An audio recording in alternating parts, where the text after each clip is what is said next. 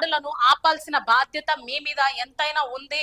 మీ ఐక్యతను చాటుకోవాల్సిన అవసరం ఇప్పుడు ఎంతైనా ఉంది అనేది మీరే ఆలోచించుకోవాలి. క్రైస్తవ నాయకులు, క్రైస్తవ సమాజం, మా బైబుల్ పాస్టర్లు లేకపోతే మా యేసయ్య ఇలాగే చెప్పిండు, మేము అలాగే ఉంటాము అని అంటే దాడులు తప్పవు. ఇది గుర్తుపెట్టుకోండి.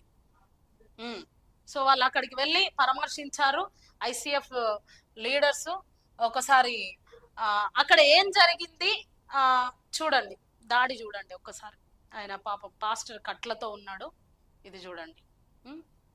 ఈ దాడులు మన హైందవ సోదరులకి కనపడడం లేదు, హిందూ మిత్రులకు కనపడడం లేదు. కనపడినప్పటికీ వాళ్ళు ఖండించడం లేదు. హిందూ నాయకులు చాలా మంది చాలా మంచి వాళ్ళు ఉన్నారు. అరే వాళ్ళ జోలికి మీరు పోకుర్రా, మీ జోలికి వాళ్ళు పోకండ్రా అని నడిపించే వాళ్ళు చాలా మంది ఉన్నారు హిందూ వాళ్ళు. ఇలాంటివి చూసినప్పుడు దయచేసి హిందూ మిత్రులకు కూడా నేనేం చెప్తున్నా అంటే, దీన్ని ఎంకరేజ్ చెయ్యకండి. ఎవరు ఒకరి మీద ఒకరు దాడులు చేసుకుంటూ పోతే మన దేశంలో మనుషులు కూడా మిగలరు. ఆఖరికి వచ్చేసి మన దేశంలో మనుషులు అందరూ కూడా మిగలకుండా నాకు తెలిసి శవాలు మిగులుతాయేమో అనిపిస్తుంది.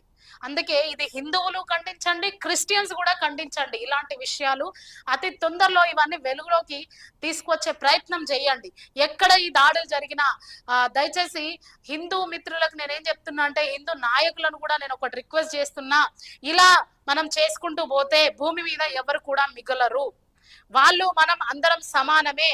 వాళ్ళ మతాన్ని వాళ్ళు ప్రచారం చేసుకుంటున్నప్పుడు మీ మతాన్ని మీరు ప్రచారం చేసుకోండి అని ఎంకరేజ్ చేయండి. కానీ మీరు కొట్టండి, మీరు వెళ్ళి వాళ్ళ మీద దాడులు చేయండి, ఇది ఎంతవరకు కరెక్టో మీరే ఆలోచించండి.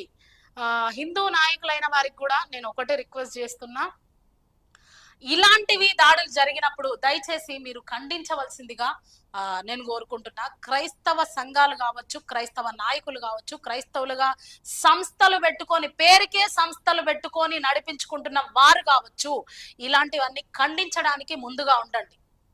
చూడండి, ఇంత దారుణం జరుగుతూ ఉంటే మరి ఏం చేస్తున్నారో నాకు అర్థమైతలేదు.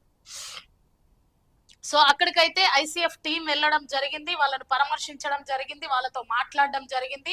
ఐసిఎఫ్ టీం అధ్యక్షుడు అక్కడ ప్రసంగి కూడా పాస్టర్ మాట్లాడుతున్నారు, అడిగి తెలుసుకునే ప్రయత్నం చేస్తూ ఉన్నారు. ఒకసారి అక్కడ ఏం జరిగిందో మనం కూడా తెలుసుకునే ప్రయత్నం చేద్దాం. ఇవి ఎంతవరకు నిజాలు, ఎంతవరకు అబద్ధాలు